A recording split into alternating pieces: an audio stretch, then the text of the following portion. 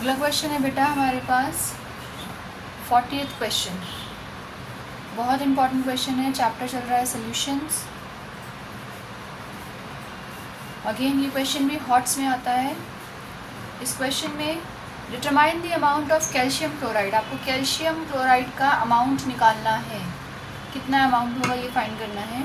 Went of factor जो है बेटा वो आपको दिया हुआ है 2.47, dissolve in 2.5 litre of water, आपको वॉल्यूम दिया हुआ है बेटा 2.5 लीटर्स, ये आपके पास वॉल्यूम है।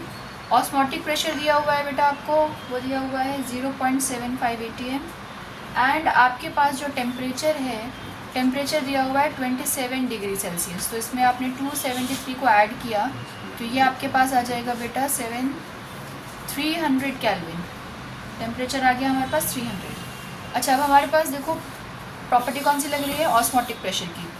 Osmotic pressure is equals to CRT, है ना, ये हमारा ऑस्मोटिक प्रेशर है। इसमें हमारे पास R नहीं है, तो हम यहाँ पे R की वैल्यू कौन सी चूज़ करेंगे, R की वैल्यू चूज़ करेंगे जो ATM के फॉर्म में होती है, एटमॉस्फेरिक प्रेशर की फॉर्म में। वो कौन सी होती है, 0.0821 लीटर ATM पर केल्विन पर मोल।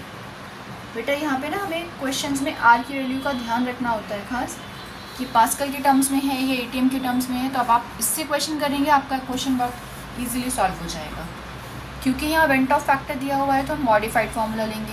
तो osmotic pressure is equals to ICRT, C is the concentration, concentration के लिए गिवन अमाउंट नहीं पता हमें, इसका मोलर मास कितना होता है ये फाइंड कर लेते हैं।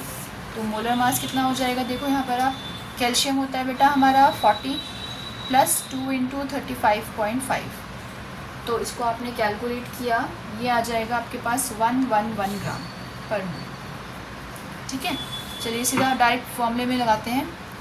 तो पाई की वैल्यू मैंने पुट की 0.75 is equals to 2.47, concentration number of moles of solute by volume in litres into R 0.0821 into 300, तो 0.75 is equals to 2.47 into given mass नहीं पता मुझे, मोलर मास 111, वॉल्यूम कितना दिया हुआ है 2.5 दिया हुआ है मैम, 0.0821 इंटू 300।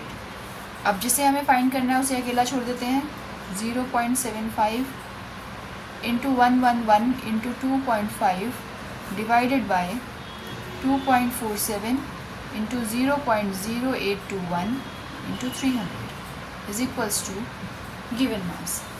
अब आप बेटा इस पूरे को सॉल्व करोगे तो आपके पास जो वैल्यू आएगी वो आएगी 3.425 ग्राम।